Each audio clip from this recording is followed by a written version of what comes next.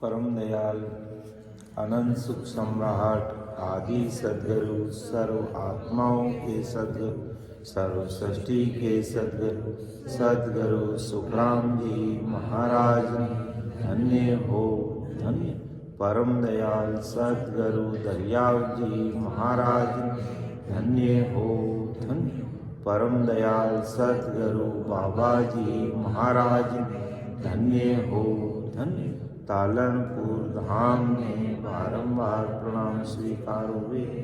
राम सभा में राम महाराज। उपस्थित समस्त राम सने भाई बहनों को बारंबार कोटि कोटि राम राम सा प्रणाम। अपना विषय चल रहा है ध्यान समाधि का, और ध्यान समाधि के अंदर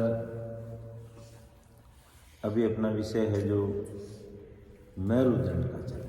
यानी यहाँ मेरुदंड पर ध्यान आता है, वहाँ कैसी स्थिति बनती है, कैसा अनुभव आता है, किस प्रकार का पीछे पीठ में, कंधों में, गर्दन में कैसे खिंचाव होता है, किस प्रकार दर्द होता है, और ये 33 कोटि प्रकार के देवता और 7 पुरियों के देवता धर्मराज, इंद्र भगवान, ब्रह्मा जी, शंकर जी, विष्णु जी किस प्रकार संतों का लाड कोड करते हैं, किस प्रकार संतों का बधावना करते हैं, किस प्रकार संतों को रोकना चाहते हैं, किस प्रकार संतों को कष्ट देता है, और किस प्रकार अपने सिंहासन पर बिठाना चाहते हैं। तो सारी चीज़ों का खुलासा इस ध्यान समाधि विषय के माध्यम से हम सबको पता चलेगा कि आदि सद्गुरु सुखराम जी महाराज ने ये अमरलोक जाने का मार्ग अपने घट में, अपने शरीर में बनाया। रास्ते में कौन कौन सी अड़चना आने वाली है, कैसा अनुभव आने वाला है, उन सारी चीज़ों का खुलासा महाराज ने ध्यान समाधि में विस्तृत रूप से किया। जो भी भाई बहन महाराज की शरणागति में रह करके 12 कोणों का अनुभव करते हुए 10वें दरवाजे के निकट पहुंचकर कुछ सत्स्वरूप परमात्मा के देश का सत्ता समाधि का सुख ले रहे हैं, या उनका जो अखंड ध्वनि में समाये हुए हैं, अर्थात उस अखंड ध्वनि को सुन रहे हैं, उनके लिए ये विषय विशेष करके लाभदायक है। तो महाराज को अरदास करते हुए, महाराज को विनती करते हुए अपने इस विषय को प्रारंभ करते हैं कि वो महाराज, आपने जो बातें लिखी है, एक एक चीज़ को खोलकर आप हम सब के सामने रखना, जिससे हम आपके सत्शब्द की शता का सुख इस शरीर में, रोम रोम में लेते हुए इसी जन्म से, इस भवसागर से पार हो जाए। बस ऐसी कृपा दृष्टि आप सदैव समस्त भाई बहनों पर बने रखें। तो 130 नंबर तक की जो साखियाँ हैं, पिछली सत्संग हमारी चेन्नई में हुई थी, वहाँ पर ये विषय लिया गया था। और अब जो उससे आगे की साखियाँ 131 से अपन देखने का प्रयास करेंगे, समझने का प्रयास करेंगे। तो समस्त भाई बहनों से करबद्ध मेरा निवेदन रहेगा कि सिमरण भी करते रहे और साथ साथ में महाराज है जो क्या बात हमें समझा रहे हैं, उस पर भी गौर करेंगे, समझने का प्रयास करेंगे और अपने जो अनुभव किया उसका साथ में मिलान भी करेंगे। तो परम दयाल सद्गुरु सुखराम जी महाराज फरमा रिया है कि बड़ो अचंबो एक हो, पाए पड़े सब कोई, जमदानु सुख राम के, हरिजन पे बस होई। मेरुदंड के आसपास की स्थिति महाराज बता रहे हैं कि कैसा अचंबा मैंने देखा है कि बड़े आश्चर्य की बात है कि यम और दानव सभी हरिजन अर्थात परमात्मा के जन के पैर पड़ते और उनके बस में हो जाते। पहले तो जनों को रोकने का प्रयास करते, उनको गण गंधर्व गीत गाने नाटक के द्वारा अपने बस में करने का प्रयास भी करते हैं कि ये संत हमारे देवलोक में ही रह जाएं, यहीं बैठे रहें, यहाँ से आगे नहीं जाएं, ऐसा भी प्रयास करते हैं। लेकिन जो केवड़ी संत हैं उनके पास सत्सबद की शता होती है, अर्थात नयनचर निजनाम रूपी खांडा होता है, जिससे वे जोरावर सिमरण करते हुए आगे बढ़ते हैं। इन 33 कोटि प्रकार के देवी देवताओं के इनकी बातों में नहीं आते, इनकी बातों में नहीं आते और जोरावर सिमरण करते हुए एक एक सुर को पार करके आगे बढ़ जाते हैं और धर्मराय को भी जीत लेते हैं। तो महाराज ने फरमाया कि जब नहंत्री जीवात्मा भजन करके जब आगे बढ़ती है पिछम मार्ग से, पिछम रास्ते से,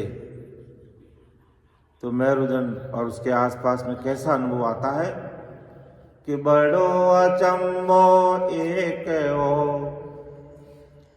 पाए पड़े सब कोई, जमदानु सुख राम के, हरिजन पे बसे हो।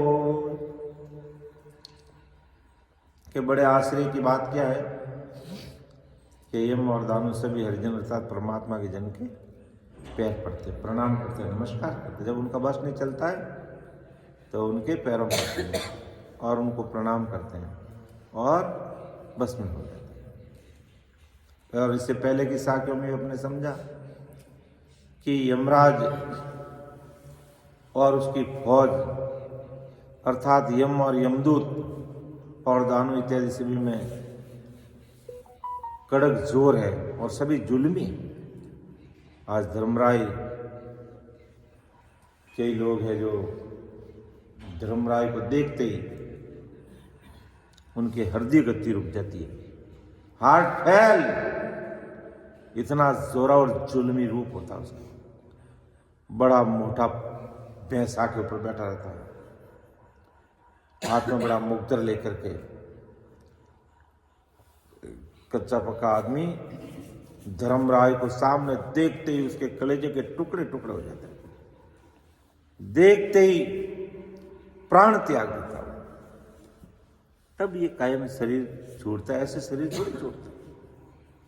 तो बड़े जुल्मी है और इस यमराज और इसके प्रत्येक फौज की छाया का ताप भी सहन नहीं होता।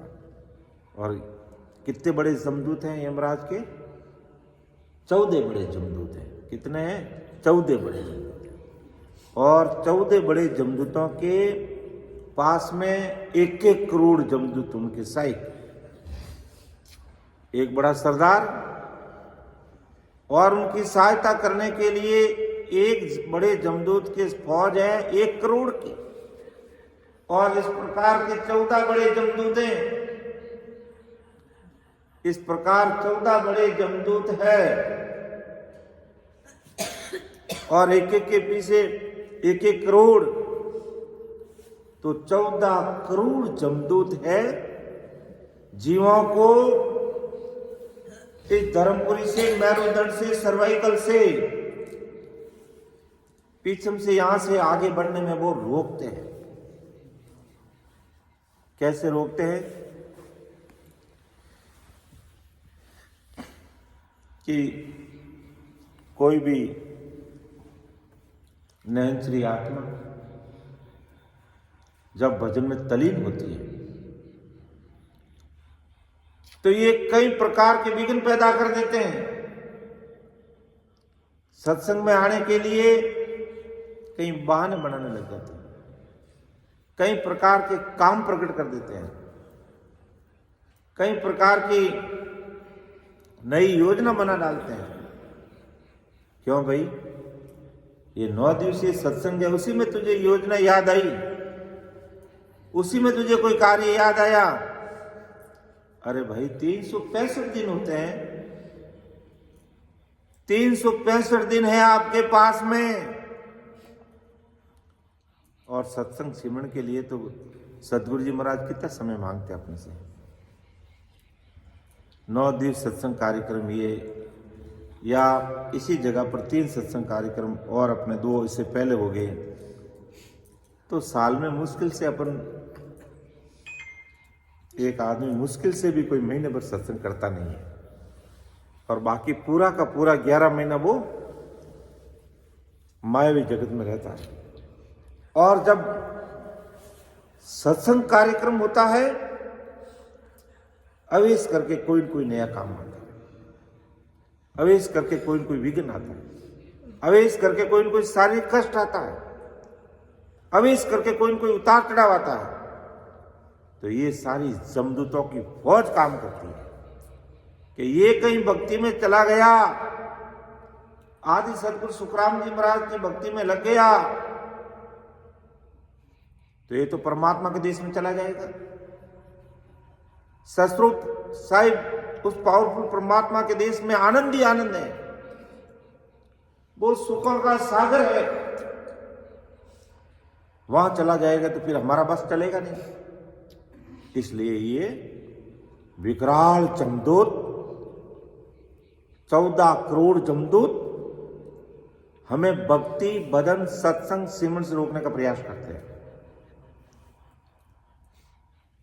और कई शारीरिक कष्ट होने लग जाते हैं, शारीरिक पीड़ाएं होने लग जाती है, उससे भी व्यक्ति हार जाता है। मैं सत्संग नहीं कर सकता, मेरी तबीयत ठीक नहीं है। ठीक है, सीनियर सिटीजन है, अवस्था ढल गई, वो चीज एक अलग है, लेकिन युवा अवस्था में भी आलस के मारे बैठ जाते हैं कि शीतलहर चल रही है, सर्दी है। अरे भाई सब जानते सर्दी का मौसम है, सर्दी तो रहेगी, लेकिन ये सत्संग कार्यक्रम तो फिक्स रहता अपना, तो ये तो आगे पीछे होता नहीं है। इसलिए ये आंधी और तूफान ऐसे आते रहेंगे, हमें परवाह नहीं करनी है। इतना जुल्मी होने के बावजूद भी वह सभी यम और दानू नयनचरी संत के पैर पड़ते हैं। इतने जुल्मी है ये जमदूत, लेकिन जिनके पास में नयनचर निज नाम की सता है, नयनचरी संतों के पैरों में पड़ता है ये जमदूत, ये धर्मराय, जो किसी की बात नहीं मानता है, लेकिन नयनचरी संतों के चरणों में पड़ता है और अपना सिंहासन छोड़ करके एक तरफ हो जाता है और सिर झुका लेता है कि आप पधारो आगे। इतना जुल्मी होने के बाद, इसलिए परम दयाल सदगुरु सुखराम जी महाराज आज संसार के सारे भाई बहनों को यही कह रहे हैं कि तुम ये इस सत्शब्द की शता को पहचानो, शब्द भेद को समझो, सदगुरु साहिब उस पावरफुल परमात्मा की पहचान करो, जिससे तुम्हारा ये जीवन धन्य बन जाए और अमर देश की प्राप्ति कर लो। क्योंकि काल, ये धर्मराय, ये 14 करोड़ जमदूत नैन निजाम की सत्ता के अलावा किसी की बात नहीं मानते और उनको पार होने नहीं देते हैं। मायावी जगत में अटका के, लटका के, भटका के रख देता है और वो केवल निकेवल परमात्मा की भक्ति कर नहीं पाते। इसलिए परम दयाल सदगुरु सुखराम जी महाराज फरमाते हैं कि ये इतने जुल्मी होते हुए, ये जमदूत इतना पराक्रमी होते हुए भी संतों के पैर पड़ते हैं। ये बड़े आश्चर्य की बात है, ये बड़े आश्चर्य की बात है। इनके पास इतना पावर होते हुए भी, जिनके पास नैन चरण नाम है, राम जी के नाम की सत्ता है, जो रात और दिन राम नाम में लगे हुए, जो राम नाम को रट रहे हैं, उनके सामने वो पैर पड़ते हैं, उनके बस में हो जाते हैं। तो आदि सदगुरु सुखराम जी महाराज की दिव्य अनुभव वाणी में काल के संवाद में भी इसका वर्णन किया हुआ कि किस प्रकार काल है जो पहले तो अपना करतूत, अपना पराक्रम दिखाता महाराज को कि मैं ऐसा करता हूं, मैं ऐसा कर देता हूं, मैं ब्रह्मा विष्णु में इसको नाच नचाता हूं, वो भी मेरे मुट्ठी में है। तब महाराज ने कहा, भाई तू घड़ी घड़ी और बड़ी बड़ी चीजों की बात करता है और मैं उस निराकार, निराधार, निर्विकार सतस्वरूप साहिब की बात करता हूं। वो दिष्ट मुष्ट में नहीं आते हैं। ऐसे वो कुदरत का करिश्मा है, ऐसे वो कुदरत कड़ा है। तो आदि सदगुरु सुखराम जी महाराज की शरणागति में आए हुए काल का भी त्रेता युग में महाराज ने उद्धार कर दिया, काल को भी तार दिया। वे आदि सदगुरु सुखराम जी महाराज अनंत युगों से काल के मुख से निकाल कर जीवों को मोक्ष में ले जा रहे हैं, आज भी ले जा रहे हैं। इस कलयुग वारो मोक्ष को भरतखंड के माहे, भजन करे सो जीव रे वारे उपजे आए। कलयुग में भी मोक्ष में जाने का वारा है और आज आदि सदगुरु सुखराम जी महाराज की सत्ता विद्यमान और उनकी कृपा से ही जीव काल के मुख से निकल करके परमात्मा के देश में जा रहे हैं, क्योंकि ये सत्सबद की सत्ता में इतना पराक्रम है कि काल को भी हारना पड़ता है, काल को भी नतमस्तक होना पड़ता है और हाथ जोड़ के एक तरफ होना पड़ता है। क्योंकि जहां पर जिस घट में सत्सबद की सत्ता है, सतगुरु साहिब उस पावरफुल परमात्मा की वो निज नाम की सत्ता है। इसलिए महाराज परम दयाल सतगुरु सुखराम अनंत बहुतारी संत भी इस कार्य के लिए इस धरा पर आते रहते हैं। इसलिए यमराज और उसकी फौज इन बहुतारी संतों के, इनके शरण में आए हुए हरिजनों के अर्थात नैनचरी संतों के पराक्रम से परिचित है। इस काल को पता है, इन यमदूतों को पता है, इन जमदूतों को पता है, इस धर्मराय को पता है कि जो बहुतारी संत सत्सबद की सत्ता लेकर के इस धरा धरती पर आते हैं, उनका क्या पराक्रम है। 33 कोटि प्रकार के देवता जानते, ब्रह्मा विष्णु महेश जानते, 10 अवतार जानते, पूर्ण काल पार ब्रह्म जो सृष्टि करता है उसको भी पता है कि उस सदगुरु साहिब पावरफुल परमात्मा का क्या पराक्रम है। सब जानते हैं। यमराज और सभी यम और दानव हर जन के बस में हो जाते हैं और जिनके पास में नैन निज नाम की सत्ता नहीं है, उनको नाच नचाते हैं, उनके बस में नहीं होते हैं। लेकिन ऐसे बहुतारी संतों के सामने ये बड़े बड़े जमदूत भी बस में हो जाते हैं। जब तक ऐसे हरिजन अर्थात नैन श्री संत की परख नहीं कर पाते, तभी तक मार्ग में रुकावट खड़ी करते हैं। और जब उनको पता चल जाता है कि बहुत बड़े संत हैं, उस समय एक बार समझ आने पर सहज में आगे जाने देते, रुकावट नहीं करते, फिर रास्ता दे देते हैं। धर्मराय खुद सिर झुका देता है कि धर्मराय सिर पांव दिराया, वो खुद पांव दिरा देता है। धर्मराय सिर पांव दिराया, सूरत शब्द मिल के ना, जब सूरत शब्द के साथ मिली और जोरावर भजन किया, ये कुदरत कलाघट में प्रकट हुई और पीछे मार्ग से आगे बढ़े और उन देवताओं को समझ में आ जाता कि ये बहुत बड़े संत हैं, इसलिए वो संतों के पांव पड़ते हैं। अर्थात बड़ो अचंबो एक हो, पाए पड़े सब कोई, जमदानो सुख राम के, हरिजन पे बस होई। कि बड़ो अचंबो एक हो, पाए पड़े सब कोई। जो बड़े बड़े जुल्मी जमदूत है वो भी संतों के पांव पड़ जाते, अर्थात वो भी उनके आड़ में नहीं आते फिर।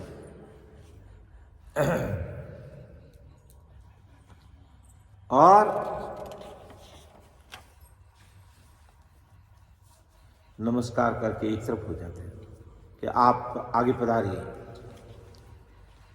हम आपको नहीं रोकेंगे जब तक हमें आपकी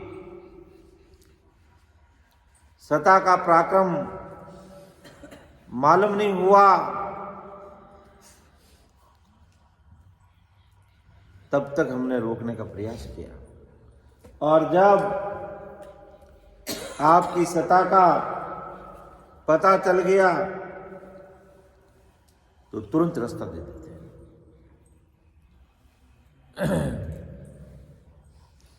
आगे महाराज अगली साखी में और क्या फरमाते हैं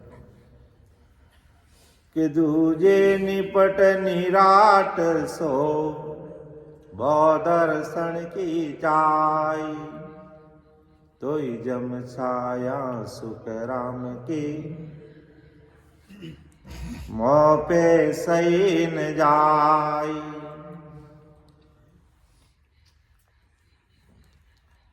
तो कितनी बड़ी बात लिखी है महाराज कि दूजे निपट निराट सो, बहु दर्शन की चाई, तोई जम छाया सुख राम के, मोह पे सैन जाई।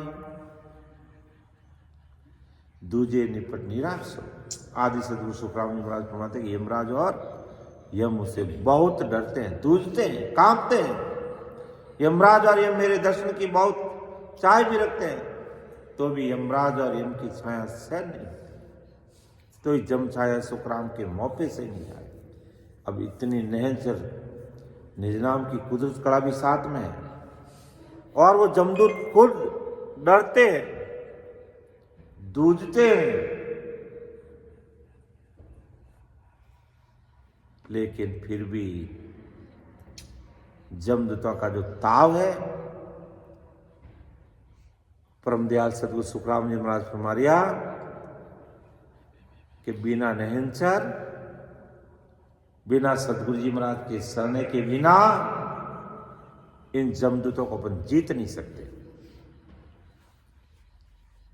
और उनका ताव सहन नहीं होता।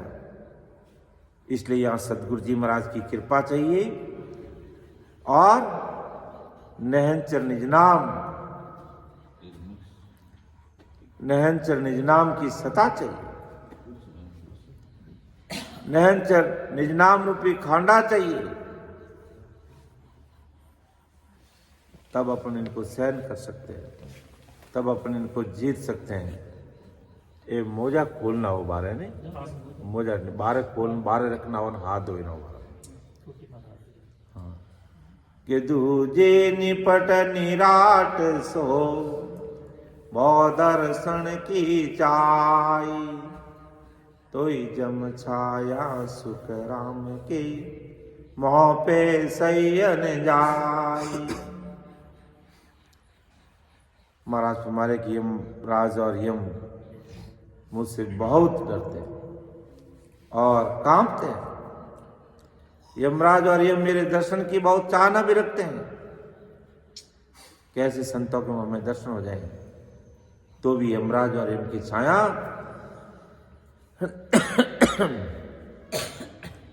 सहन नहीं होती। यहां जोरावर सिमरण की आवश्यकता रहती है, जोरावर भजन की आवश्यकता रहती है, तब जाकर के अपन ये पीछम की घाटी, जो मेरुदंड बहुत बड़ी घाटी है, इसको पार कर पाते हैं। और इससे पहले वाली साखियों में भी अपने देखा समझा कि यमराज और यमदूत सभी को आदि सदगुरु सुखराम यमराज के पराक्रम की जानकारी है। और ये यमराज, यम और यमदूत सभी को पता है कि आदि सदगुरु की शरण में जाने से उनका याचनिक काया में रहते हुए भी उद्धार हो जाएगा। इन जमदूतों को भी पता है, इन जमदूतों को भी पता है ये यमदूतों की क्या याचनिक काया है, लेकिन महाराज के पराक्रम का इनको मालूम है कि अगर ऐसे बहुधारी संतों की अगर कृपा अगर हमारे ऊपर हो जाए तो हम हमारी जो याचनिक काया है, इस काया में रहते हुए भी हमारा उद्धार हो सकता है। ये सब पता है इन जमदूतों को, लेकिन भजन नहीं करने वालों को ये आगे नहीं बढ़ने देते। और जब हंसों के उद्धार के लिए आदि सदगुरु सुखराम जी महाराज मर्तलोक में आते हैं तो यम के घर में शौक छा जाता है कि अब हंस उन यम के बंधन से मुक्त हो जाएगा। इसलिए ये सभी बहुत डरते हैं और कांपते हैं। इसकी पुष्टि आदि सदगुरु सुखराम जी महाराज की दिव्य अनमय वाणी काल के संवाद में साक्य में भी दिया है कि यमराज और यमदूत आदि सदगुरु सुखराम जी महाराज के दर्शन की चाहना रखते हैं, ताकि उनके सस्वरूप के सुकृति बन जाए और आने वाले समय में उनकी जीवात्मा अमरलोक पहुंच जाए। ये जमदूत, ये यमदूत, ये धर्मराय, ये खुद ऐसा चाहते हैं। और महाराज जब इस मर्त्युलोक में आते हैं तो पूरी यमपुरी के अंदर शौक छा जाता है, क्योंकि यमदूतों का काम क्या है, धर्मराय का काम क्या है, पाप पुण्य का हिसाब करके पुण्य आत्मा को कहाँ भेजना और पाप करने वालों को नरक में भेजना, ये उनका काम रहता है।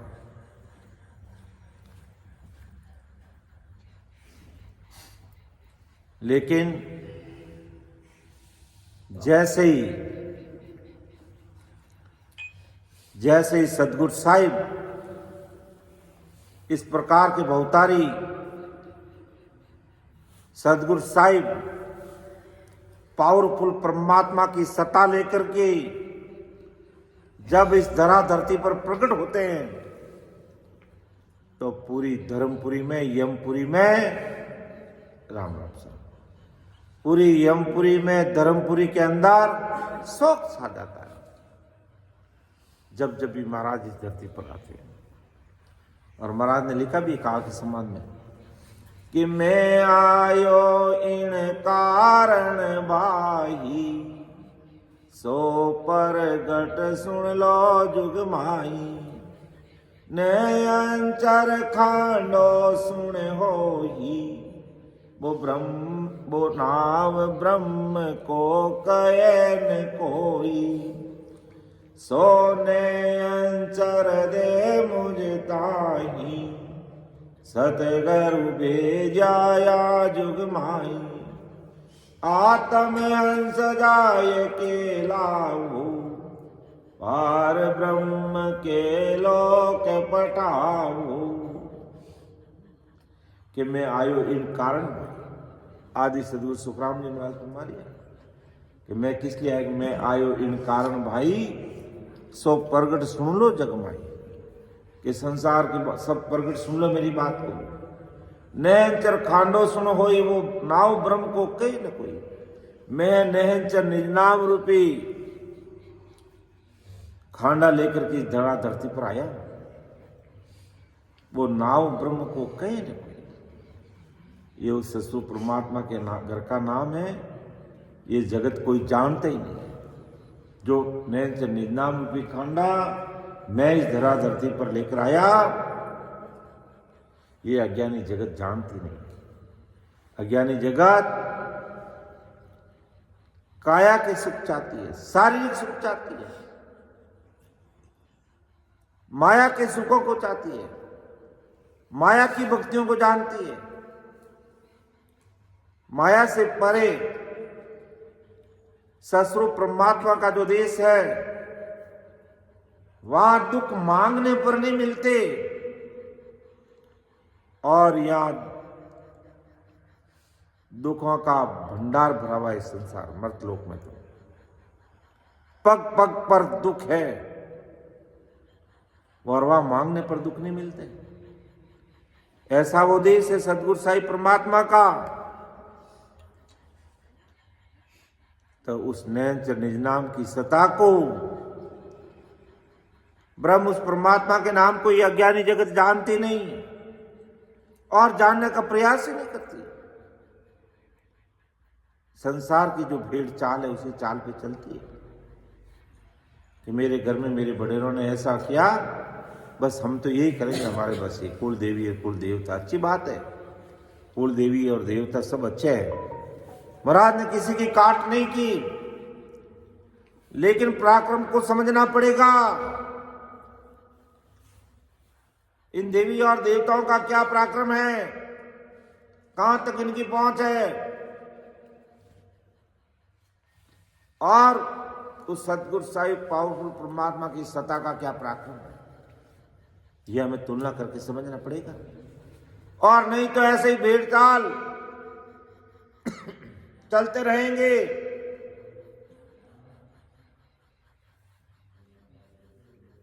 इस काल के महादुखों से ऊपर नहीं उठ पाएंगे। बहु सागर के दुखों से हमारा छुटकारा नहीं हो पाएगा, आवागमन से मुक्ति मिलेगी नहीं। भेड़ चाल की बात करते हैं तो कुछ समय पहले एक मैंने वीडियो देखा है, जो रोड पे भेड़ें जा रही है, या यूं कह दो लड़ियां जा रही है, तो सबसे आगे चलने वाली जो भेड़ थी, तो रोड पे सफेद पट्टी को क्रॉस करना था। हाईवे रोड पे रहती है, सफेद पट्टी साइड में रहती है।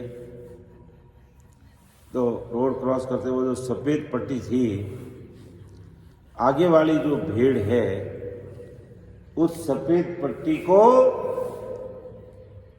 मान लो ये सफेद पट्टी है और उन भेड़ों को इधर क्रॉस करना है, तो आगे वाली जो भीड़ थी सबसे पहले, कुणाल जी सुनिए, मान लो ये भीड़ आई, तो उस आगे वाली भीड़ ने क्या किया कि ये जो सफेद पट्टी है इसको कूद के आगे गई।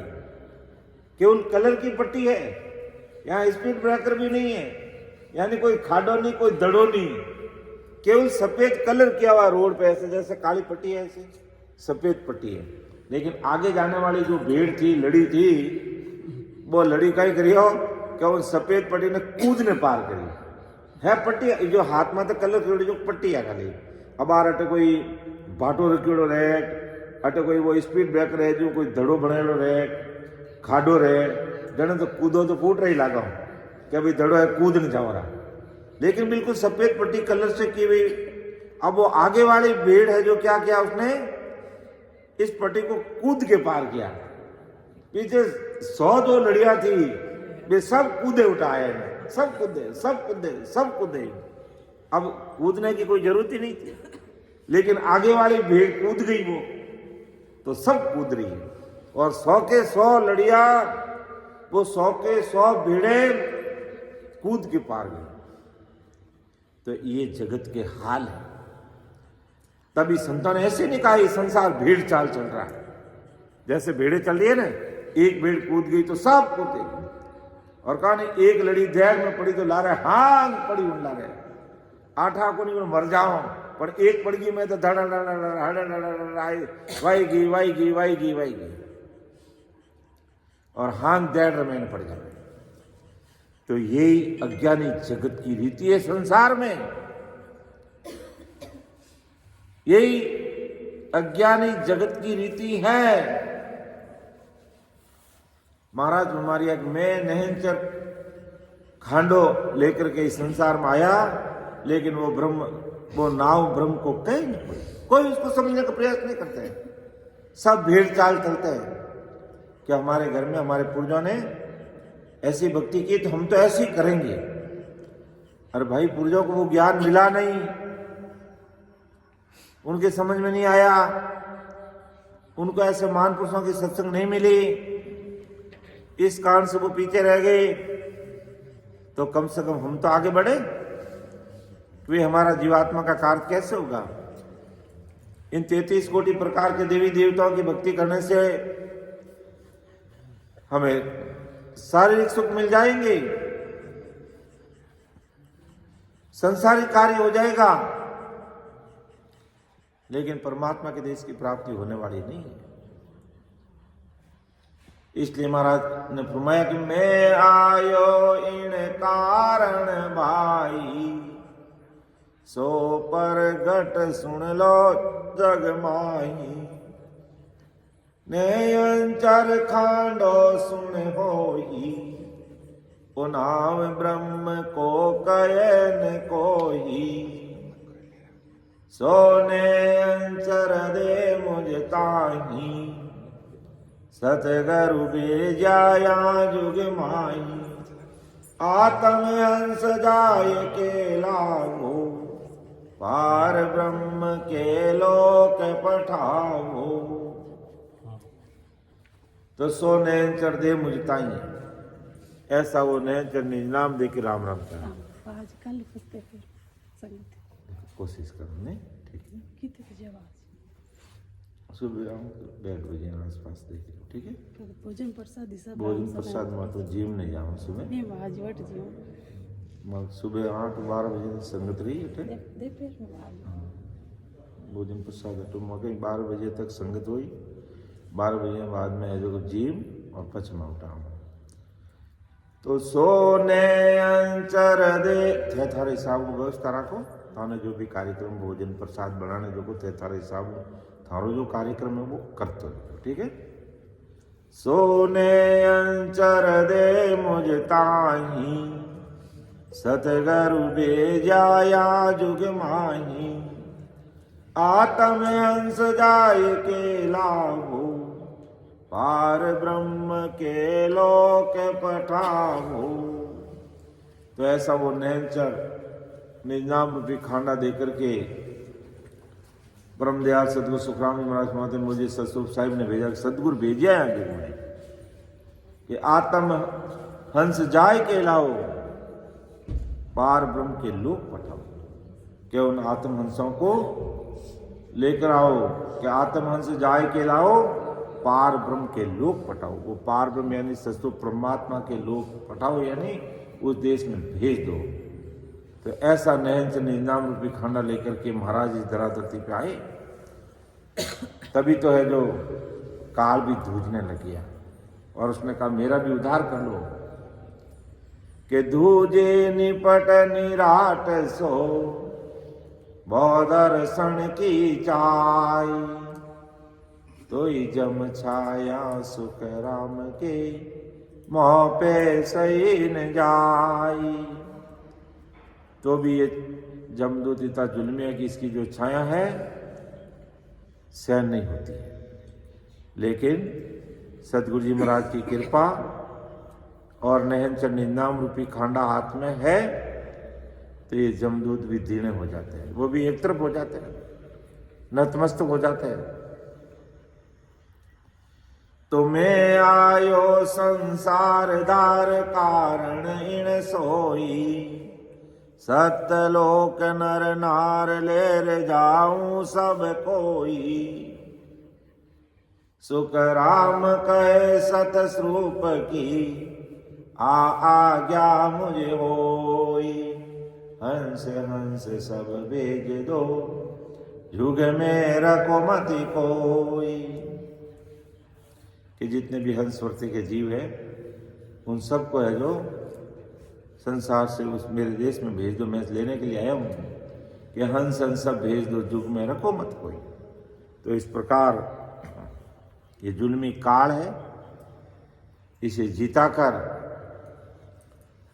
परम दयाल सदगुरु सुखराम जी महाराज जब सह शरीर मौजूद थे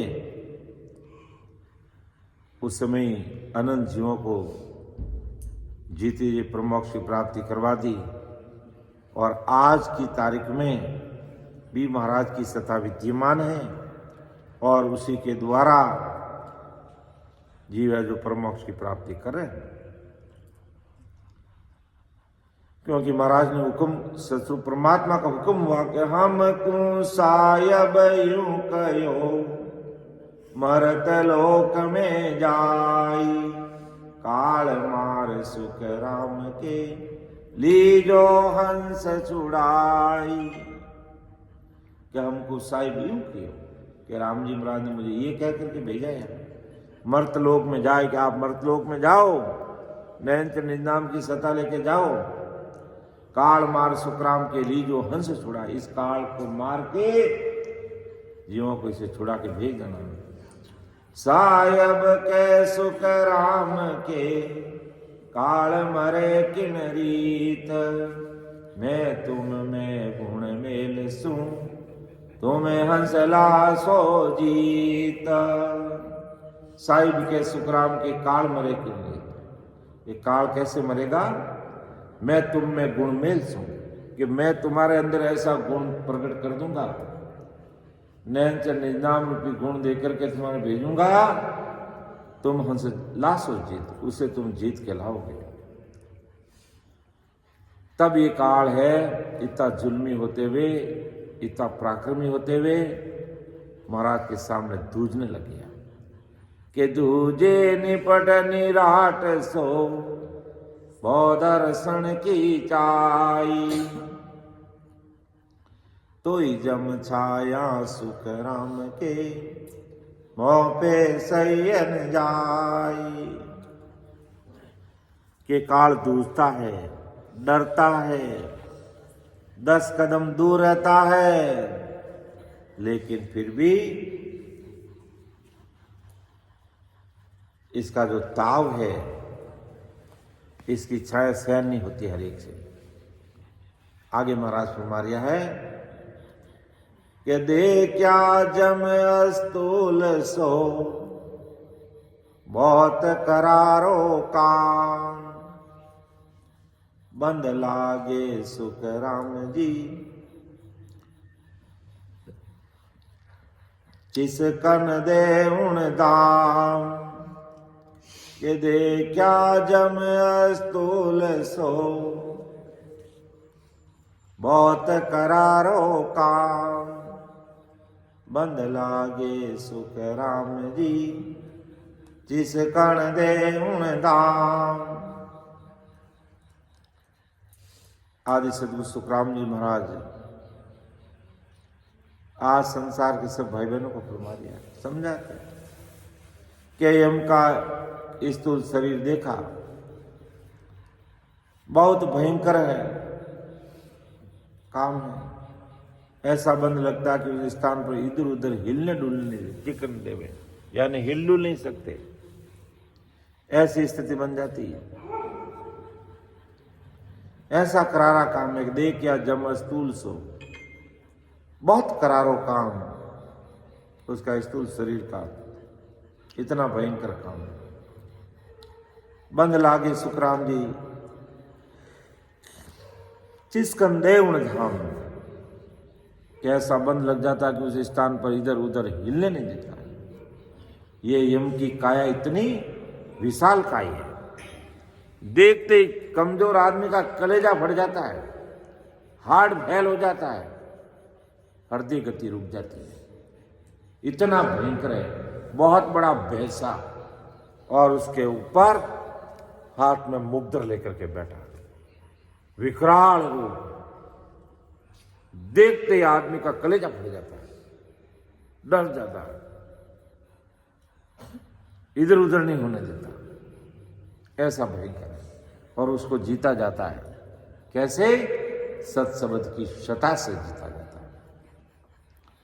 तो इतनी विशाल काया और भयंकर है, विशाल काया और भयंकर है उसकी काया, कि इसको देखते ही जीव शरीर छोड़ देता है, मर जाता है।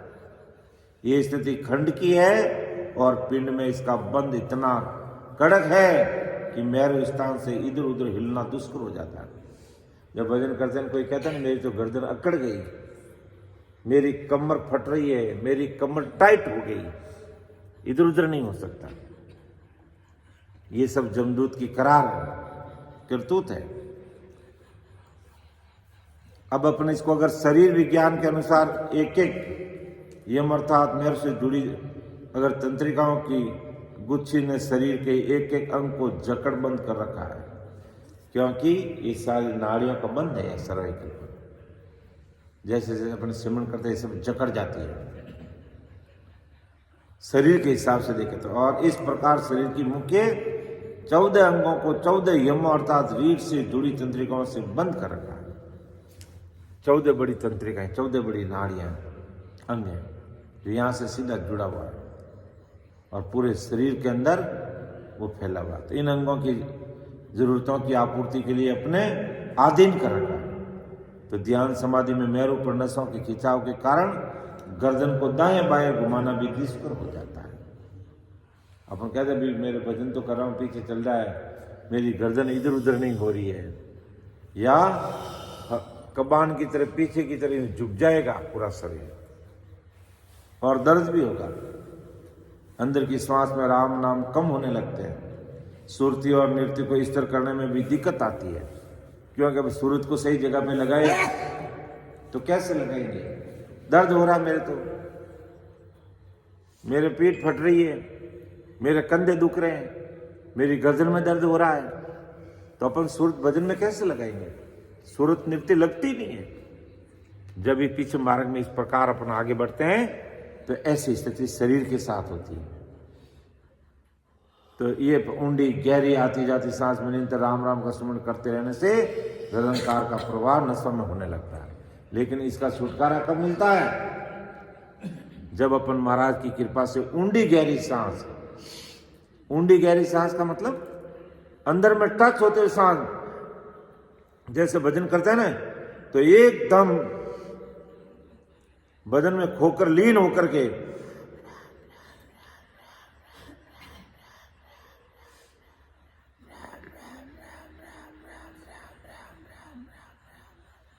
एक एक शब्द पर ध्यान देते हैं और गहरी ऊंडी सांस के साथ नाभि तक ले जाते हैं। तो करते करते करते करते राम राम जोराव रटन करते करते करते करते जो इन नसों में जकड़न हो रही है, कंधे दुख रहे हैं, गर्दन इधर उधर नहीं हो रही है, पेट फट रही है, तो जोरावर भजन करेंगे हिम्मत के साथ में, तो धीरे धीरे इन नाड़ियों में राम निरंकार का प्रभाव होने लगेगा। पूरे शरीर में राम राज्य फैल जाएगा, रग रग रोम रोम में राम राम होने लग जाएगा।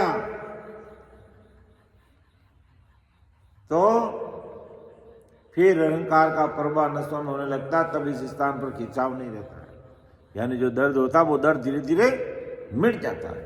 तो इस मेरु स्थान की अनुभूति को इस प्रकार अपन समझ सकते हैं कि जब बच्चा माँ के गर्भ में होता तो गर्भाशय की थैली में रहता और उस गर्भ में बच्चे को हिलने डुलने के लिए बहुत कम स्थान, जिस प्रकार गर्भ का अत्यंत जटिल बंध है उसी प्रकार का अनुभव मेरु पर होता है।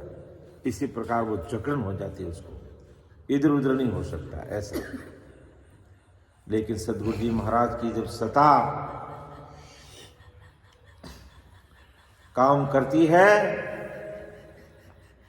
तो ये इतना जुल्मी जो जम है, इतना जो जुल्मी यमदूत है, उसको भी पार कर लेते हैं।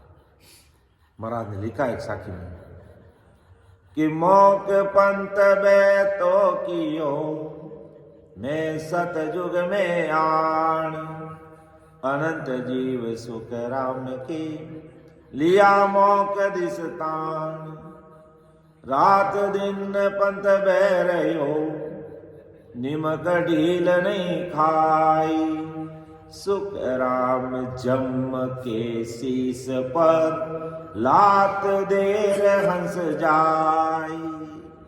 देखा महाराज का प्राकृत है। जमदूत कितना करतूत दिखा रहा है, कितना हमें रोकने का प्रयास कर रहा है, किन किन प्रकार के विघ्न को पैदा कर देता है। लेकिन महाराज मत है ये इतना करते हुए भी मैंने सतयुग में अनंत जीवों को मोक्ष में भेजा है। कैसे? सुखराम जम के शीश पर लात देर हंस जाए। लात यानी पैर देकर के उसके शीश पर।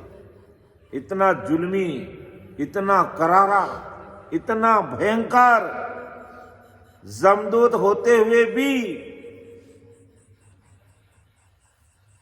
सतयुग के अंदर अनंत जीव परम मोक्ष में गए।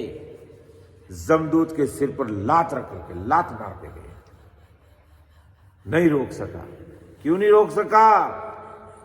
ये सत्शब्द की सत्ता है। सत्शब्द की सत्ता अलग ही है। इसको कोई रोक नहीं सकता, इसको कोई अटका नहीं सकता, इसको कोई लटका नहीं सकता, इसको कोई भटका नहीं सकता। और अगर अटकाने का और भटकाने का और लटकाने की अगर कोई जमदूत कोशिश करता है तो नहनचर जीवात्मा उसके सिर पे लात मार के जाती है। ये इतना पराक्रम है इस सत्शब्द की सत्ता का। इसलिए महाराज ने लिखा कि मौक पंत बैतो कियो मैं सतयुग में आण अनंत जीव सुख राम की लिया मौक दिसतान। क्या अनंत जीवों को मोक्ष में भेज दिया, अनंत जीवों को मोक्ष में भेज दिया सतयुग के अंदर। ये जमदूत इतना अपने करतूत दिखाया तो भी मैंने जीवों को मोक्ष में भेज दिया। कि रात दिन पंथ बह रहे हो, ये पंथ रात दिन चल रहा है। राम राम चल रात दिन पंथ बह रहे हो निमक ढील नहीं का। एक निमक एक मिनट ढील नहीं खा रहा है। सुख राम जम के शीश पर लात देर हंस जाई। सुखराम जम के शीश पर लात देर हंस जाए। जमदूत के शीश पर लात देकर के जीव जा रहा है। और जबकि ये तो इस प्रकार रोक देते हैं कि इधर से उधर नहीं करने देते हैं, लेकिन फिर भी जीव मोक्ष में जा रही है। और अनंत जीव महाराज बोलते मैंने सतयुग में मोक्ष में भेज दिया। अनंत, जिसकी कोई गिनती नहीं है।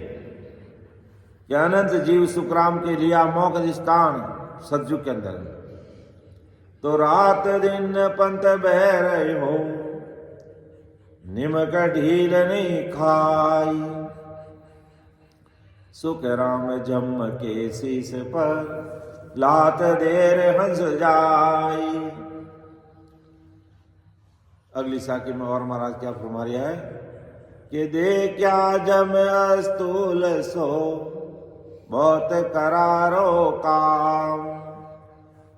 बंद लागे सुख राम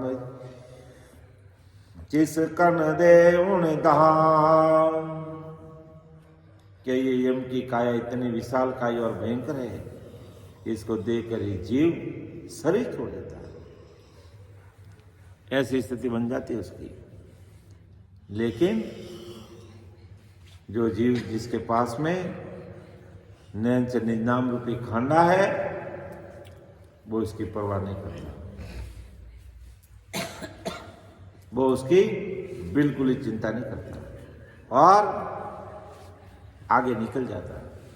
और महाराज ने प्रमाण दिया कि किस किस युग में कितने कितने जीवों को मैंने मोक्ष में भेजा इस जमदूत के सिर पे लात रख करके। जिनके पास नहंचर है उनको डरने की जरूरत नहीं है। ये अपना काम करेगा जमदूत, और निज नाम की सत्ता अपना काम करेगी। जहां नहंचर निज नाम की सत्ता काम करेगी, ये जमदूत भाग छूटेगा। तो एता हंसम तारिया त्रेता जुग देदार, सुख राम क्रोड़ 99 हंस किया सो पार। के त्रेता युग में महाराज पधारे, 99 करोड़ जीवों को मोक्ष में भेज दिया। जमदूत तो वो के वही, काल वो के वही है, लेकिन त्रेता युग में काल महाराज के चरणों में आया और कहो महाराज आप मेरा ही उद्धार कर दो। तो त्रेता युग में महाराज ने काल का उद्धार कर दिया। तो आखिर इन जमदूतों को थकना पड़ता है, लेकिन अपन में सूरवीरता चाहिए। और करोड़ जीव मौसू मिलिया, द्वापुर में जे आई, सुख राम मोक को भेजिया, चौड़े तबल बजाई। द्वापुर में करोड़ जीवों को मोक भेज दिया। तो मोक पंत जमराय के सिर ऊपर हो जाई, रात दिन सुख राम के हंस रया सिर गाई। ये मोक पंत जमराज के सिर ऊपर हो जाए। मोक्ष में जाने का रास्ता जमदूत के सिर के ऊपर होते जाता। रात दिन सुखराम के हंस रया सिर गाई। रात और दिन जीव देश में जारी है, इसके सिर पे पैर रखते हुए। फिर आगे महाराज समझा रहा है क्या इस प्रकार की घाटी आएगी, तुम डरना मत। सतयुग में करोड़ों अनंत जीव मोक्ष में गए, जमदूत के सिर पे पांव रखते हुए। सतयुग में अनंत जीवों को भेजा हूं, और त्रेता युग में 99 करोड़ जीवों को भेजा, द्वापर में करोड़ जीवों को भेजा, और इस कलयुग में तो अनंत जीव जा रहे जिसकी कोई गिनती नहीं है। जिसकी कोई गिनती नहीं है, कंप्यूटर गिनती नहीं कर सकता। इतने जीव इस कलयुग बारे में मोक्ष में जाएंगे। और कलयुग की उम्र कोई कम नहीं है, 4,32,000 वर्ष है। और 4,32,000 वर्ष तक करोड़ों जीव मोक्ष, अनंत जीव मोक्ष में जाएंगे। आगे महाराज सुमारिया, आगे पाछो सोज के नक चक सकल शरीर, मेरे जम स्थान में चिगणन पावे भी। के यमराज के स्थान मेरु पर नाखून से आंखों तक, यानी नख से लेके चक तक समस्त शरीर के आगे पीछे सब खोज की जाती है। अरे भाई उस मेरु स्थान पर इधर उधर नहीं हो सकते। मेर जम स्थान में चिगणन पावे, कोई इधर से उधर नहीं हो सकता। इतना भयंकर दर्द होता है, इतना भारी कष्ट है, इतनी बड़ी घाटी है। इसको सहज भाषा में समझने का प्रयास करते हैं कि मनुष्य देह में क्षण क्षण के कर्मों का हिसाब रखने के लिए चित्त और गुप्तर जीवात्मा के साथ लगे रहते हैं। यानी अपन रग रग पग पग पर जो कर्म बंधन करते हैं उनका हिसाब रहता है। चित्त और गुप्तर जीवात्मा के साथ लगे रहते हैं।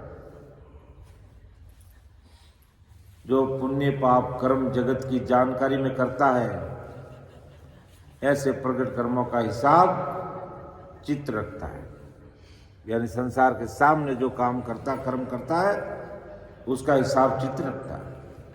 और जीव जो भी पुण्य पाप कर्म जगत से छुपाकर अपने अंतःकरण से करता है, ऐसे अप्रगट यानी गुप्त कर्मों का हिसाब गुप्तर रखता है। चित्त और गुप्तर, जो चौड़े में करते हैं वो चित्त, और छानने में करते, छिपके करते, गुप्त करते वो गुप्तर। तो चित्त और गुप्तर पूरा हिसाब रखता है।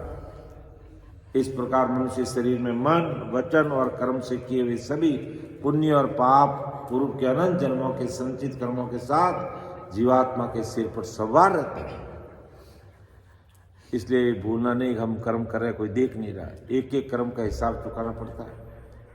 तो ये सभी संचित पुण्य और पाप मन और 5 वासनाओं पर अंकित रहते हैं, और ये चित्त और गुप्तर कर्मों की निशानी के चिन्ह प्रकट और गुप्त रूप से अंकित करते जाते हैं।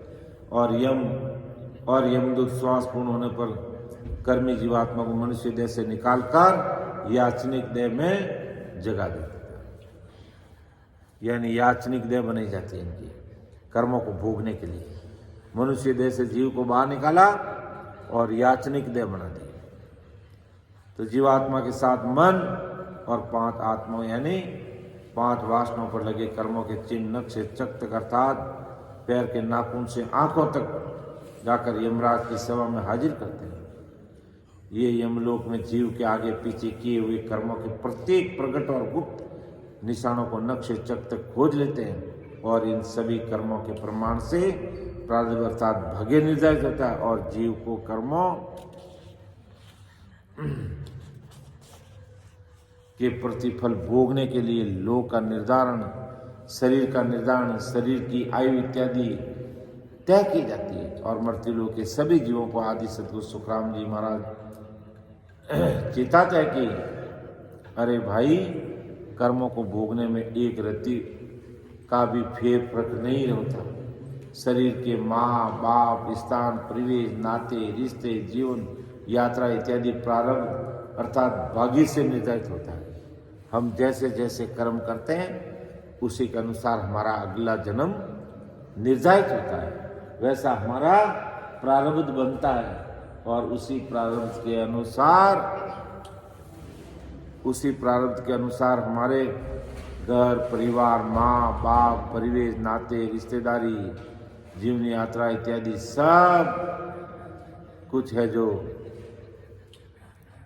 निर्धारित होते हैं, और उसी अनुसार हमें जन्म मिलता है, हमें उसी अनुसार घर परिवार मिलता है, इसी अनुसार हमारे रिश्ते नाते मिलते हैं, और फिर वो अपने अपने संचित कर्मों को काटता है और इस संसार में आता है और वो दुखों को भोगता है। इसलिए अपन एक नहीं भूल नहीं करें कि भाई हमने जो कर्म कर लिए वो ठीक है, देखा जाएगा, देखा नहीं जाएगा। एक एक कर्म का हिसाब हमें चुकाना पड़ेगा, एक एक कर्म का हिसाब हमें चूकता करना ही पड़ेगा, और वो जब तक चूकता नहीं होगा तब तक हमारा कार्य संभव नहीं है।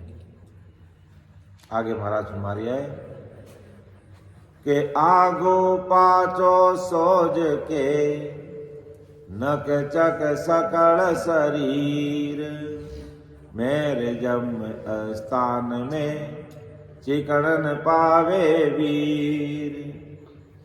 के आगो पाचो सोज के नक चक सकल शरीर, मेरे जन्म स्थान में चिगणन पावे वीर। बड़ा भारी घाटा है।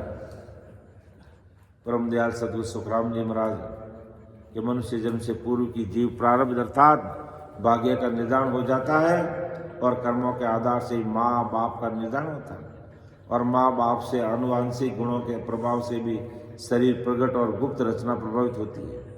प्रकट रचना में शरीर के डील डोल सुंदरता इत्यादि आते हैं, यानी जैसे कर्म उसने किए ना उसी कर्म अनुसार उसका शरीर बनता है। अपन देखते शरीर सब इतने संसार में शरीर बने, सबकी अलग अलग विशेषता है, कोई लंबा कोई छोटा कोई बड़ा कोई काला कोई गोरा कोई पीला, सबकी विशेषता अलग अलग है। ये सब अपने कर्मों के आधार पर निर्धारित होता है, सब अपने किए हुए कर्मों का प्रतिफल मिलता है हमें। और ये चित्त और गुप्तर अपने एक एक कर्मों को नोट करता है।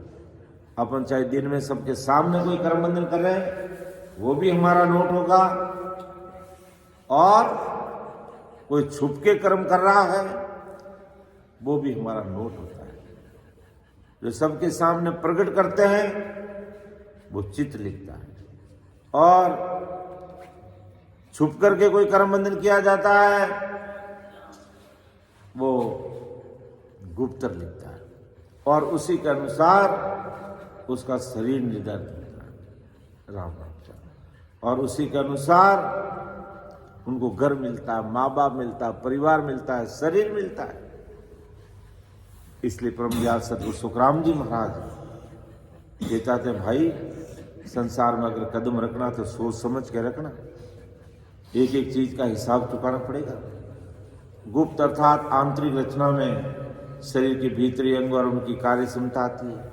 शरीर विज्ञान के अनुसार अगर कोशिकाओं के निर्माण में डीएनए की महत्वपूर्ण भूमिका होती है। जीवित कोशिकाओं के गुणसूत्रों में पाए जाने वाले तंतुनुमा अणु को डीएनए कहते हैं और ये आनुवंशिक होते हैं, अर्थात ये गुणसूत्र शरीर के जन्मदाता माँ बाप से प्राप्त होते हैं। जैसे माँ बाप में गुण होते हैं वैसे वैसे गुण बच्चे में आ जाते हैं। तो जीव के व्यवहार, विचार इत्यादि आनुवंशिक गुणसूत्रों तथा जीव के अपने कर्मों के संयोग से निर्धारित होते हैं। तो मनुष्य शरीर में नई कोशिकाओं का निर्माण का कार्य आरएनए से होता है। ये विज्ञान का विषय है और इस विवेचन से हम समझ सकते हैं कि हमारे शरीर में प्रारब्ध और संचित कर्म किस प्रकार रग रग रूप में भरे हुए हैं। इस प्रकार संचित कर्म रग रग रोम रोम में जो काम हमने किया वो हमारे रग रग रोम रोम में भरा रहता है, हमारे डीएनए में रहता है। इसलिए अपन छूट नहीं सकते इन कर्मों से। और इन कर्म बंधनों से छूटने का उपाय एक ही है कि सद्गुरु शरणागति में रहते हुए भेद विधि से रात और दिन 8 पौर 64 घड़ी रचना जड़ लागे, सुन पांडे सुखराम के तभी तीनों कर्म लागे। तभी तीनों यानी संचित कर्म, प्रारब्ध कर्म और क्रियमान कर्म तब छूटते हैं। और नहीं तो ये जब तक नहीं ये कर्म नहीं कटेंगे हमारे रग रग रोम रोम में पूरे डीएनए में और आरएनए में बसे रहेंगे और उसका परिणाम हमें अगले जन्म में भोगना पड़ेगा। छूट नहीं सकते और छूटने के लिए सत्संग करना पड़ेगा, यानी सत से संग करना पड़ेगा, तभी ये छूट सकते हैं। बाकी दूसरा और कोई उपाय नहीं है। और वो भी भेद विधि से इस राम नाम का स्मरण करना पड़ेगा, तभी कर्म कटने वाले बाकी कटने वाले नहीं है। तो ये सर्वविदित है कि मनुष्य जन्म में कर्म अर्थात खान पान, रहन सहन, व्यवहार, विचार, क्रियाकलाप इत्यादि ये सब हमारे शरीर के विभिन्न अंगों पर सकारात्मक और नकारात्मक प्रभाव होता है। इतना ही नहीं, ये कर्म हमारे मन, बुद्धि, चित्त, स्मृति आदि प्रभावित करते हैं और कर्मों के चिन्ह इन सभी अंगों पर अंकित हो जाते हैं, सारे शरीर पे अंकित हो जाते हैं। इसलिए जैसे कर्म उसके किए वैसा ही आदमी काम करता संसार में, वैसे ही काम करेगा वो, क्योंकि उसके प्रारब्ध ऐसे ही बने हुए, उसने कर्म ही ऐसे किए हुए और कर्म चित्त और गुप्त सब नोट कर लिए और उसी के अनुसार उसको चलाएगा। तब अपन देखते हैं एक आदमी पुण्य करता है, एक आदमी पाप करता है, एक आदमी 1000 कमाता है, एक आदमी 10,000 कमाता है। ये सब अपने किए हुए पुण्य का फल भोगना पड़ता है, उसे छूट नहीं सकते। इसलिए संत हमें आचार संहिता जैसे शाकाहारी खान पान, अच्छे व्यवहार इत्यादि का उपदेश देते हैं। अरे भाई गलत खान पान मत करो, अच्छा खान पान रखो, शाकाहारी खान पान, अच्छा व्यवहार रखो। और इस विवेचन से हमने जाना कि जो हमारे शरीर के साथ प्रारब्ध या भाग्य है उसे हमें भोगना होता है, कोई छुड़ा नहीं सकता है। तो ये कैसे कर्म कटेंगे कि विधिवत राम राम सुमन से हम ज्ञान विज्ञान के माध्यम से धीरे धीरे अर्थात धीरे धीरे अहंकार को गला देते हैं और मन, बुद्धि, चित्त इत्यादि से परे हो जाते हैं। और इस प्रकार हमारे सभी संचित कर्म जो मन और 5 वासनाओं पर अंकित है गल जाते हैं। कब गलते हैं हमारे संचित कर्म? जब अपन गुरुदेव जी महाराज की यानी सदगुरु जी महाराज की शरणागति में रहते और लगातार रात और दिन भजन में लगे रहते हैं, रात और दिन भजन में लगे रहते हैं, तब धीरे धीरे पहाड़ जितने भारी जो हमारे संचित कर्म है वो कट जाते हैं और पूरा का पूरा शरीर राममय हो जाता है। यानी राम जी के नाम के अलावा हमें दूसरी कोई चीज दिमाग में आती नहीं, अच्छी लगती ही नहीं है।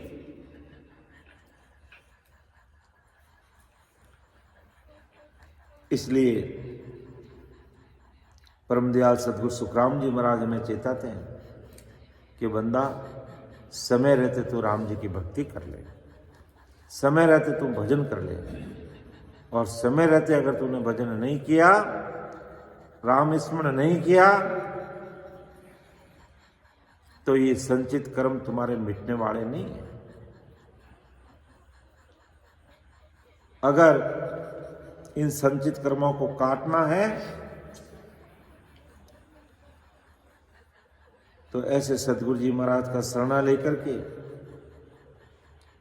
वेद विधि से आते जाती सांस में रात और दिन भजन में लगना पड़ेगा, तब हमारे संचित कर्म कटेंगे। जो हमारे बुरे कर्म किए हुए हैं, चाहे प्रगट किए हुए हैं चाहे छिप करके किए हुए हैं, सबका हिसाब चुकाना पड़ेगा। और वो अगर सब हिसाब चूकता करना है तो महाराज की शरणागति में रह करके रात और दिन भजन में लग जाइए। तब हमारा काम इस प्रकार महाराज के सदगुरु की शरण में जाकर विधिवत राम राम सुमन से हंस अर्थात जीवात्मा सहने सहने अर्थात धीरे धीरे इस पिंड अर्थात शरीर में बहुत गहराई तक उतर जाता है और काल कर्म के परे हो जाता है। तो रामचंद्र को कर्मों के इस जटिल विज्ञान को जानना आवश्यक नहीं, विधिवत राम राम सुमरण और आदि सदगुरु सुखराम जी महाराज द्वारा वर्णित मार्ग पर चलकर उन्हीं का अपना हरे कोई भक्ति में लगे तो काम होने वाला नहीं है।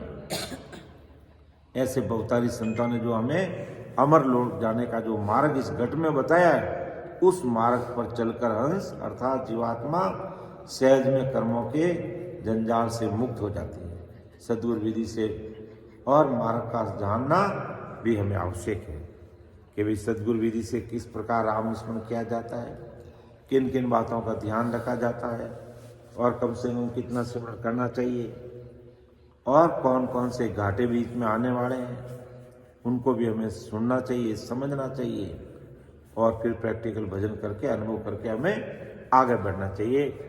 ऐसा परम दयाल अनंत सुख सम्राट आदि सदगुरु सुखराम जी महाराज आज संसार के सारे भाई बहनों को समझा रहे हैं। ऐसा नहीं कि महाराज अपन को ही समझा रहे हैं, पूरी दुनिया भर के समस्त भाई बहनों को समझा रहे हैं। अगली साखी में महाराज और समझा रहे हैं कि मन बुद्ध चित बैराग जीव हाजिर वे उन दाम, जो जीते सुख राम जी जम जालम का काम। कि मन बुद्ध चित बैराग जीव हाजिर वे उन धाम, तो जीते सुख राम जी जम जालम का गाम।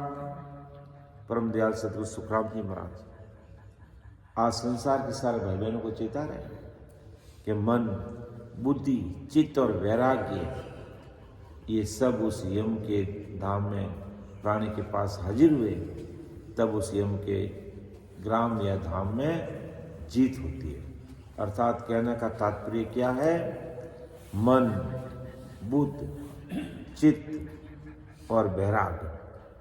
मन, बुद्ध, चित्त और वैराग्य यानी मन, बुद्ध, चित्त, वैराग्य के साथ अपन बराबर भजन में लगे रहेंगे तो जीते सुखराम जी जम जालम का गाम।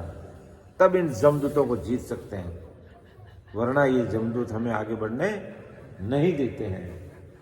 ऐसा परम दयाल सदगुरु सुखराम जी महाराज हमारे की साखी में आदि सदगुरु सुखराम जी महाराज यमपुरी से आगे निकलने का साधन वर्णित करते हैं। इस स्थान को पार करने के लिए मन, बुद्धि, चित्त के साथ वैराग्य आवश्यक है, यानी राग द्वेष से प्रेरित होकर के हमें भजन में लगना पड़ेगा और दूसरा कोई उपाय नहीं है।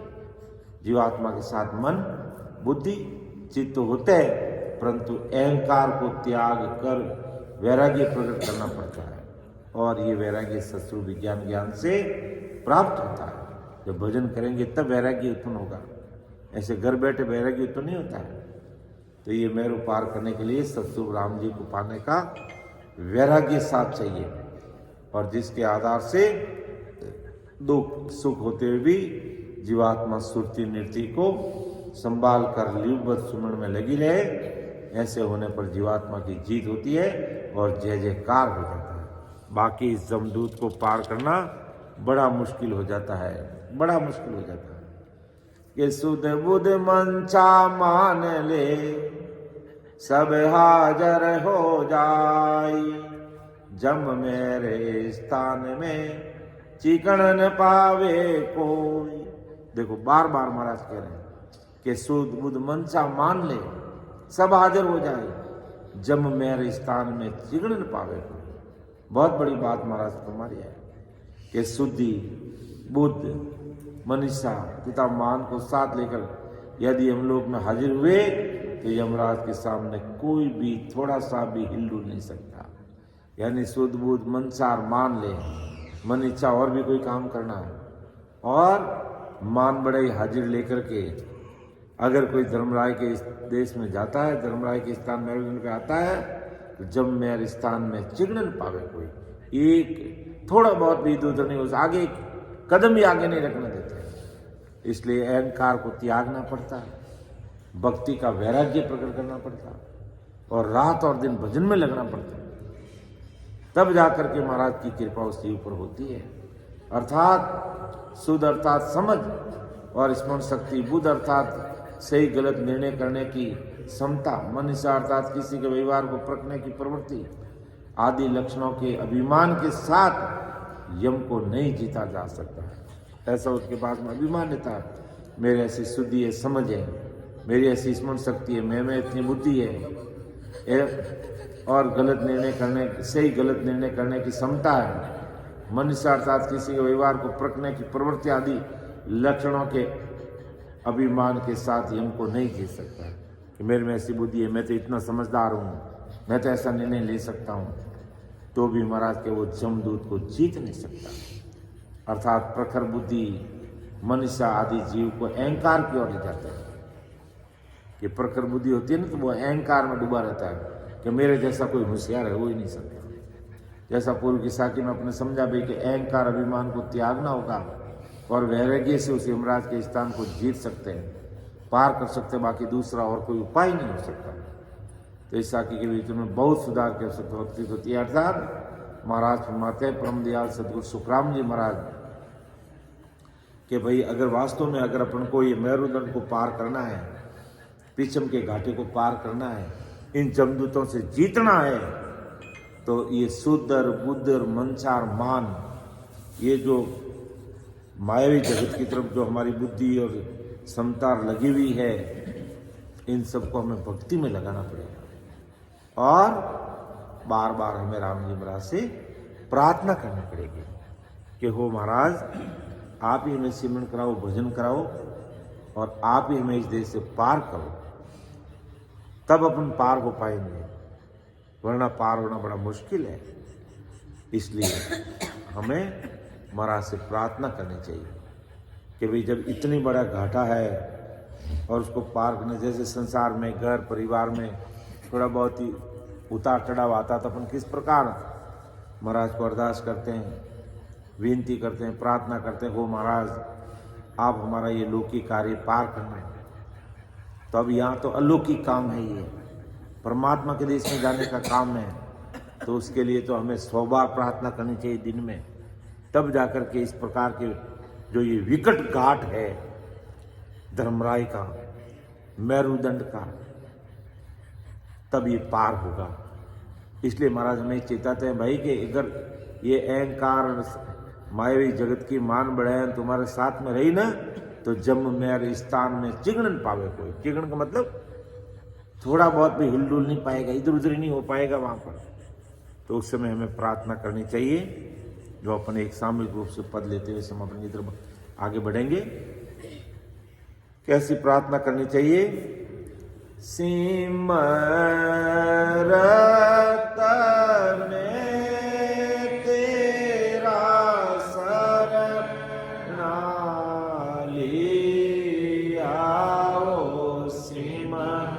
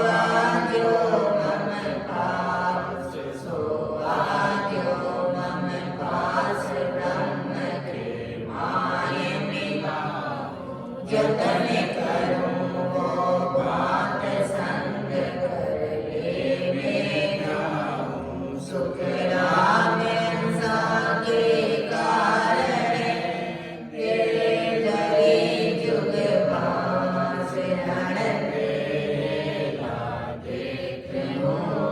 सुन लीजो निज दास में वो पानी ज्ञान का और बिनज नहीं कोई। जो तुम चाहो मोक्ष को तो ज्ञान मिलज लो जो ये ज्ञान मिलज लो जो ये कसर राखो मत कोई।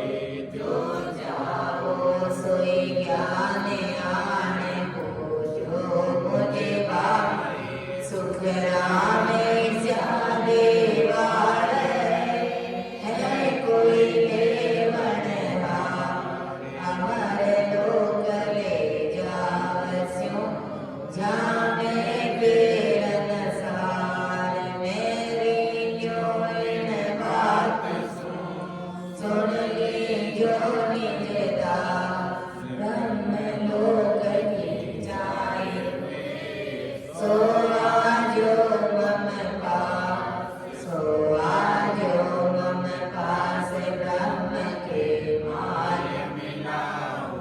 जतन करूं वो बात संग कर ले मैं जाऊं। सुख राम हंसा के कारण तेरे धरी जुग पास अनबेला देखूं। सुन लीजो निज दास में वो पारी ज्ञान का और बिनज नहीं कोई। जो तुम चाहो मोक्ष को तो ज्ञान बिनज लो जो ये ज्ञान बिनज लो जो ये कसर राखो मत कोई। जो चाहो सोई ज्ञान आने को जो मुझे भाई। सुख राम श्यादे वाल है कोई देवन राम। अमर लोक ले जावस्यों जावे बेरन सार। मेरी जो ये बात सुन लीजो नर नार। मेरा वै मोको मिले तो पावे दीदार। तो पावे दीदार निज मन संपोला। तब प्रगटे तन माये अखंड नख चक विचारे। सुख राम कहे रीत विद हंस न उतरे पार। मेरी जो इन बात सुन लीजो नर नाम। किस बराबर आकर जे हंस राखे को तो आखिर पाना बने। ऐसी कुदरत होए ऐसी कुदरत होए निज मन माने ना। कपट लिया दीन थाए कर जावे। सुख राम करे पच पच मरो गरज सरे नहीं को।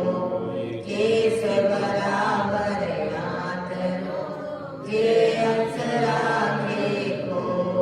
मैं सत्य करूं आदि का आत्मिका गुरु का। मेरी महिमा अगम है क्या जाने जुग माय। क्या जाने जुग माय का अद्भुत ज्ञानी साधा। जे आत्म बिन ज्ञान रात दिन करे विचार। सुख राम अंश ब्रह्म अंश में सो बुध चेते नाम। मैं सत्य करूं आदिका आत्मिका गुरु का। हो तो रस्तों में देल नहीं का समोया सुख राम के क्रोड़यन सा जाए क्रोड़यन सा जाए संत सामा चलया सत जल काल स्नाने अमर कपड़ा बन जा अमर काया दाम धरे लेवे संत बदा हो तो रस्तो मेलयो निमगने नहीं का सिर जावे तो जाने को झूठ न बोलो कोई सायब तो सुख राम के साच ज्ञान में होई राम सतगुरुदेव जी महाराज धन्य हो परम दयाल अनंत सुख सम्राट आदि सद्गुरु सर्वात्माओं के सद्गुरु सर्व सृष्टि के सद्गुरु सद्गुरु सुराम जी महाराज धन्य हो अनंत सुख सम्राट सद्गुरु सुराम जी महाराज ज्ञान सद्गुरु भगवान धन्य हो अयोनी राम जी महाराज धन्य हो सद्गुरु दरियाव जी महाराज धन्य हो सद्गुरु किशनदास जी महाराज धन्य हो सद्गुरु रामदास जी महाराज धन्य हो सद्गुरु सुसारण जी महाराज धन्य हो सद्गुरु रामनाथ जी महाराज धन्य हो सद्गुरु रामचंद्र जी महाराज धन्य हो सद्गुरु रामसु जी महाराज ने धन्य हो सद्गुरु बस्ती राम जी महाराज धन्य हो सद्गुरु रामदास जी महाराज धन्य हो सद्गुरु बाबा जी महाराज धन्य हो केवली भगवंता ने धन्य हो अमर लोका वास्या ने धन्य हो जीवा कांजाज ने धन्य हो मोक्ष के मालिकों ने धन्य हो अनंत कोटि सत्स्वरूपी संताने राम सभा में राम सभी राम सनी भाई बहनों को राम सबको राम राम सबको प्रणाम।